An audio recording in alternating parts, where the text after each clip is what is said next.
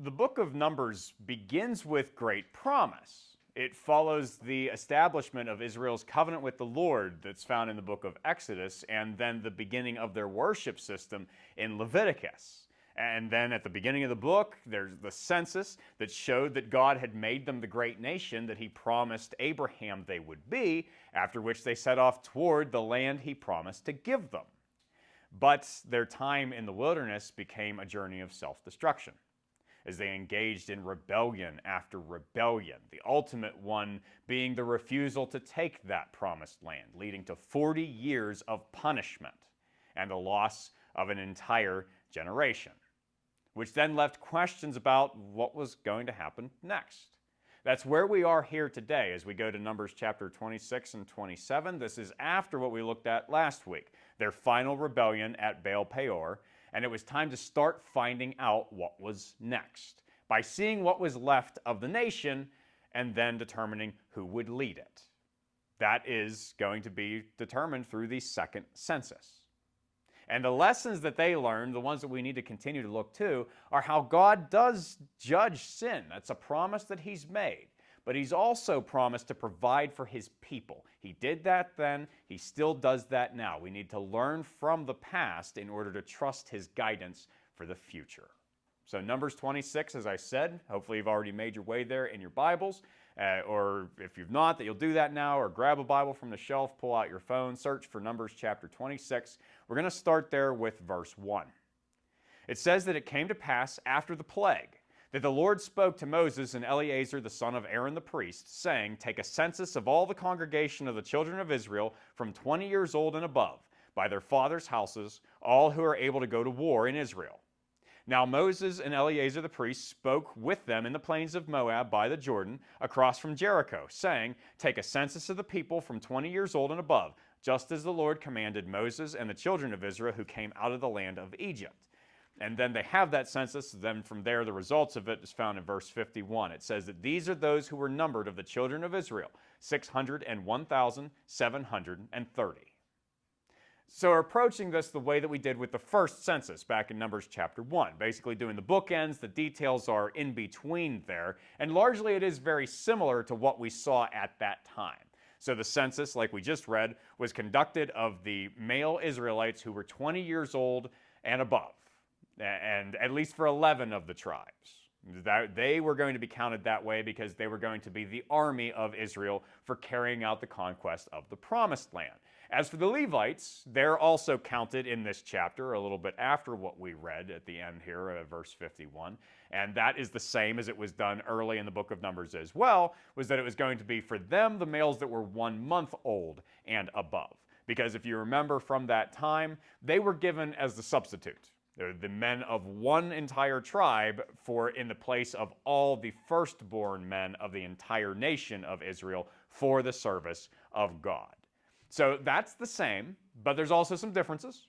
In the census in Numbers 26, there's a little bit more family detail that's given for the different clans and the sub-tribes that are there. And you do also get some editorial comments about the rebellions that had occurred along the way. But of course, probably the most noticeable difference, if you're making a comparison, are the actual numbers themselves. That there are some changes from the first census. Now, the tribe of Judah was still the largest tribe, but they were actually a little bit bigger than they had been before. And as for the smallest, it's now Simeon, which shrunk by more than half. And so they were actually pretty devastated by everything that had gone on during those 40 years. So that change has occurred, but if you add the Levites into the totals, you come up with where they are now in the second census is 624,730 male Israelites to the 625,550 that there had been in the first census. That's a difference of less than 1,000. So they've gone down, but not by very much.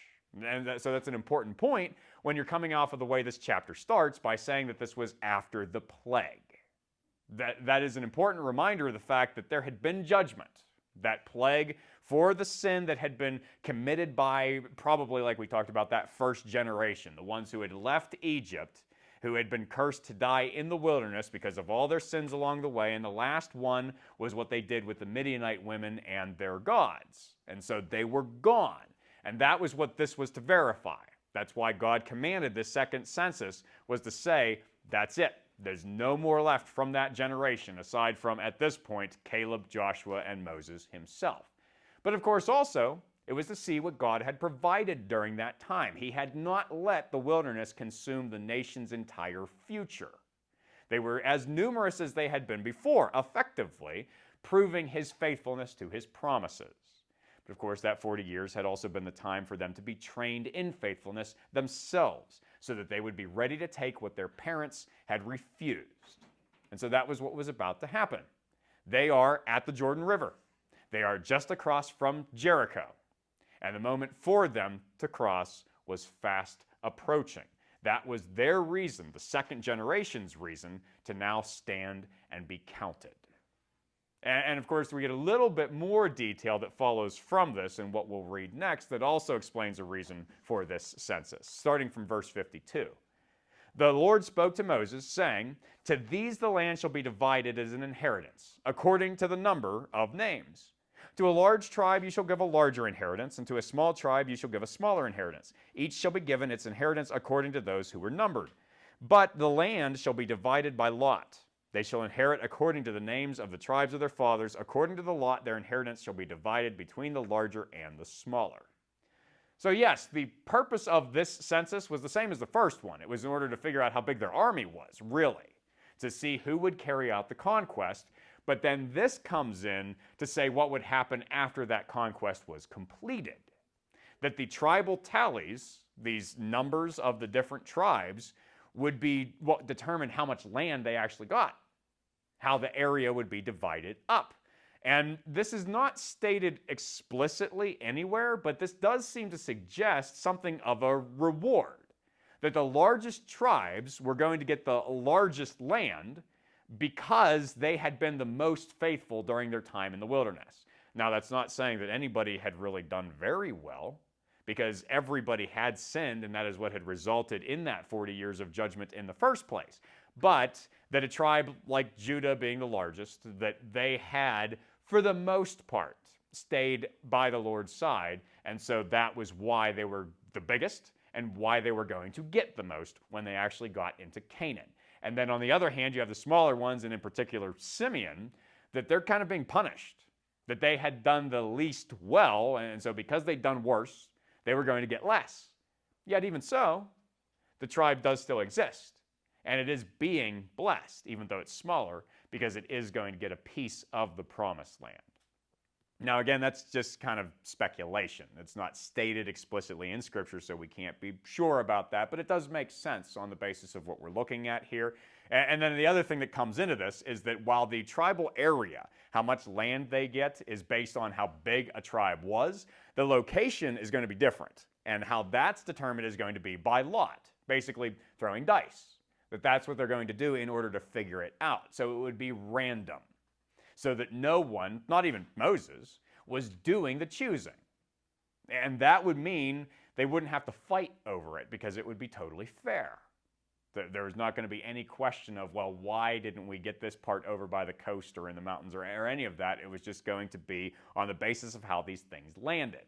Which is, of course, another thing that's implied here, even though it's not stated outright. And this one, I think we can even more jump to this conclusion more legitimately. What's implied is that God would be the one who actually determined how the lots landed.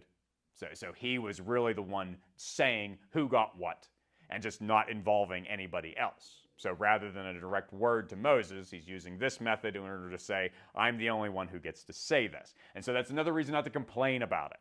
And that's really the idea. Yes, how much land you're getting is on the basis of how well or how poorly you did, but where you're getting it has nothing to do with that, and so you shouldn't fight one another over it. It's going to be fair that way. Now, of course, I think that this is worth mentioning, because some people will get these sorts of things twisted from time to time. This is not an excuse to throw dice in order to figure out what God's will is. Some people will maybe try something like that, but he is not and does not have to be behind every rule. This was a special case in a specific circumstance where he said to do this for this reason. It's not a general instruction. It's not saying to do it all the time. But as for instruction, and leadership and determining where things are going to go, this does leave a question for Moses that he wants to deal with right now. And so we find this in the next section in Numbers chapter 27, starting at verse 12. The Lord said to Moses, "Go up into this Mount Abhiram and see the land which I am giving to the children of Israel. And when you have seen it, you also shall be gathered to your people as Aaron your brother was gathered. For in the wilderness of Zin, during the strife of the congregation, you rebelled against my command to hallow me at the waters before their eyes. These are the waters of Meribah at Kadesh in the wilderness of Zin." And then Moses spoke to the Lord, saying, "Let the Lord, the God of the spirits of all flesh, set a man over the congregation, who may go out before them and go in before them, who may lead them out and bring them in, that the congregation of the Lord may not be like sheep which have no shepherd." And the Lord said to Moses, "Take Joshua the son of Nun with you, a man in whom is the Spirit, and lay your hand on him. Set him before Eleazar the priest and before all the congregation, and inaugurate him in their sight. And you shall give some of your authority to him, that all the congregation of the children of Israel may be obedient. He shall stand before Eleazar the priest, who shall inquire before the Lord for him by the judgment of the Urim. At his word they shall go out, and at his word they shall come in, he and all the children of Israel with him, all the congregation." So Moses did as the Lord commanded him. He took Joshua and set him before Eleazar the priest and before all the congregation, and he laid his hands on him and inaugurated him, just as the Lord commanded by the hand of Moses. There are still 9 chapters left in the book of Numbers and the entirety of the book of Deuteronomy, but the writing's on the wall, really, for Moses. And that's what this chapter is saying, that he's about to die. He, like Aaron, is going to be gathered to his people. Now, like we talked about with Aaron, that's still an important comment in its own right, because he's being treated unlike all the faithless Israelites who had died in the wilderness and basically just been left to rot. By being gathered to his people, that's a comment about the afterlife and that Moses has a place in it. What he doesn't have is a place in the promised land. That he's still going to fall short of because of his own sin. Now, according to Deuteronomy, Moses did try to change this.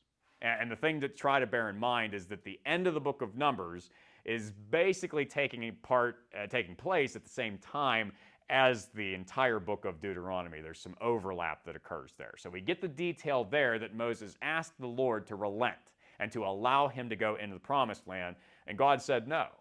His decision was final. Moses was not going. So here we see him after making that request, and he's accepted it. But his focus has shifted from himself to his people, because that was actually where his focus was in the first place anyway. He was concerned what would happen to them if he was not there to help them in what they were trying to do. And so that's why he requests a new shepherd. That's what Moses, of course, had been before he was called by the Lord at the burning bush back in Exodus chapter 3. And he saw the similarities between a shepherd and somebody who would be in charge this way, that the people needed leadership in order to keep them from scattering, to keep them from scattering from each other and the fraying of their society, but even more importantly, to keep them from scattering from God, from continuing to rebel against him as their parents had, that would lead to them also being lost in a different wilderness. And he did not want to see that for them. In their great undertaking, once he was gone, he knew that someone had to step in with the strength and courage to see the conquest through. And so that's what he asked the Lord for, and that's what the Lord provides in Joshua, who, with Caleb, was the only faithful spy from the first scouting of Canaan, and who also, with Caleb, was now the only surviving member of that first generation. Joshua had never joined in any of the Israelite rebellions, and so that's a qualification for him. He had been Moses' lieutenant from the start of the Exodus. He'd been with him, learning from him that entire time. He was a great fighter, so considering they were going to go to war, that was obviously important. But above everything else, and what really becomes the focal point of the book that bears his name and is something that the Lord says about him right here, God was with him.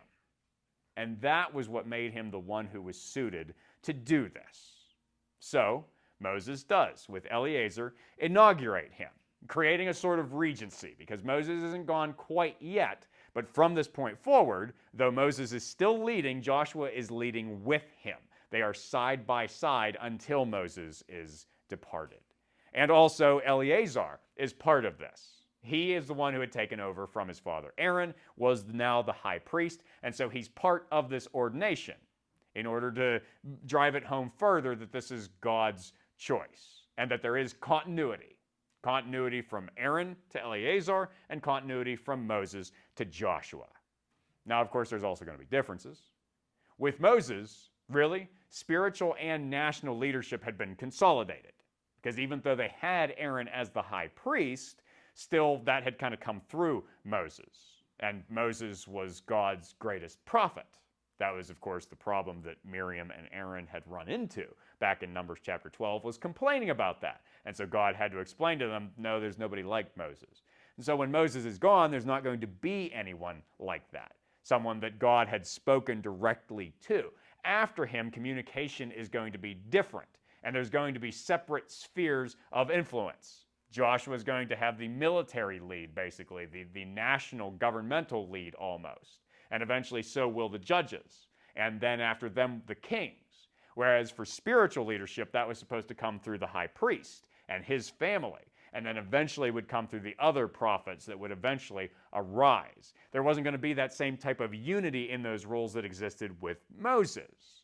And so there is a loss in that sense, and also a loss in how direct that communication was, because it's going to be done through a different method rather than what Moses experienced.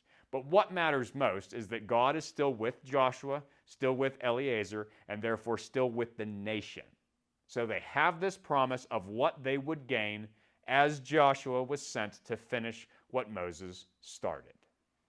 So that's where Israel finds themselves here.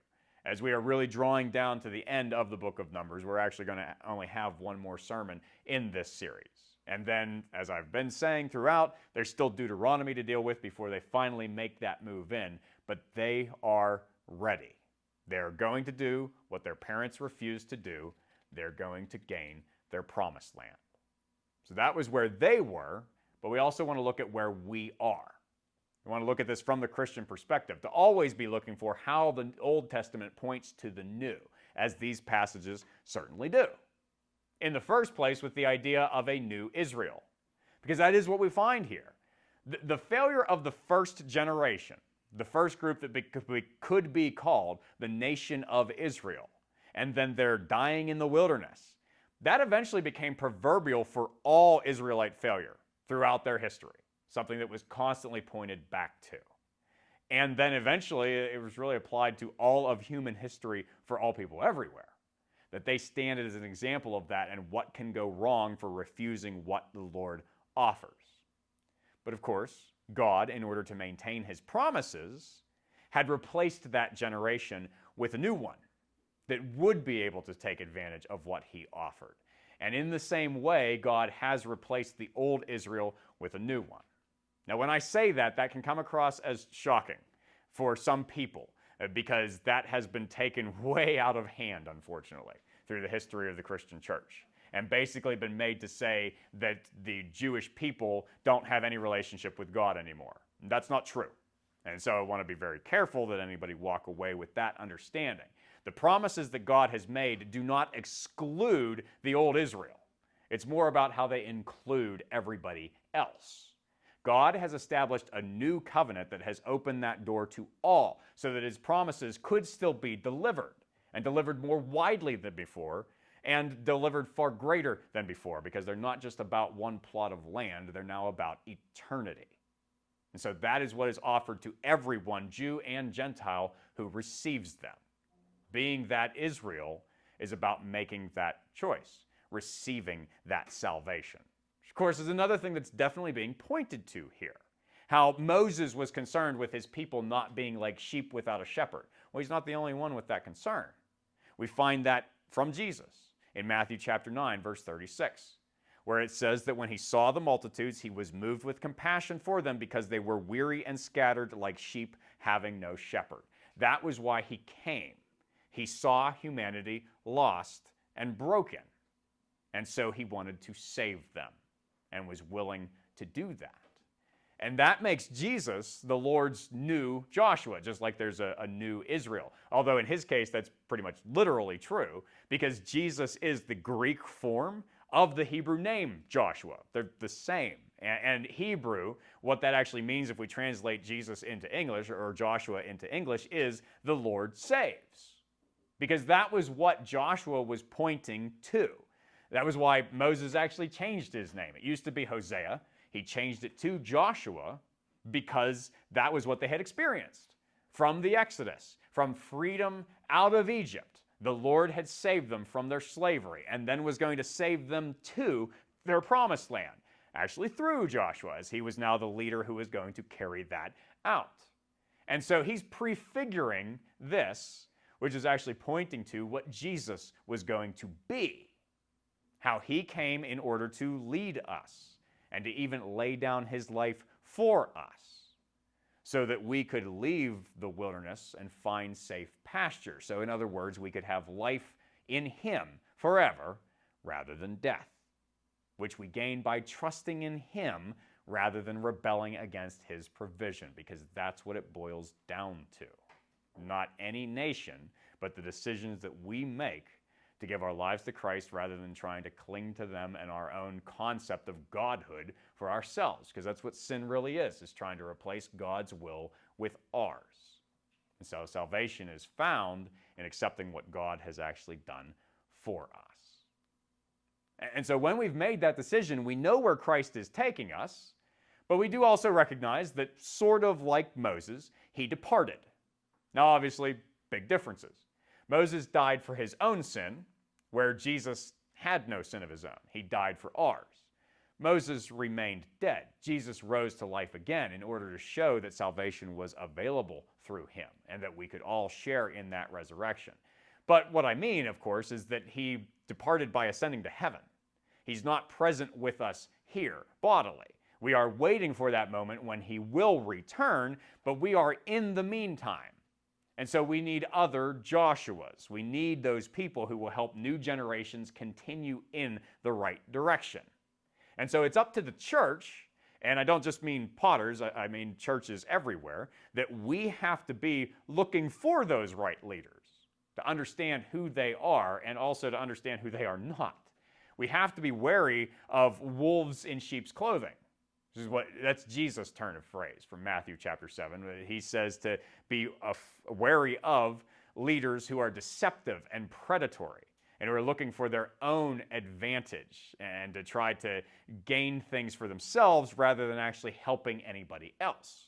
And so we definitely need to be on the watch for that. But we also should be watching for sheep in sheep's clothing.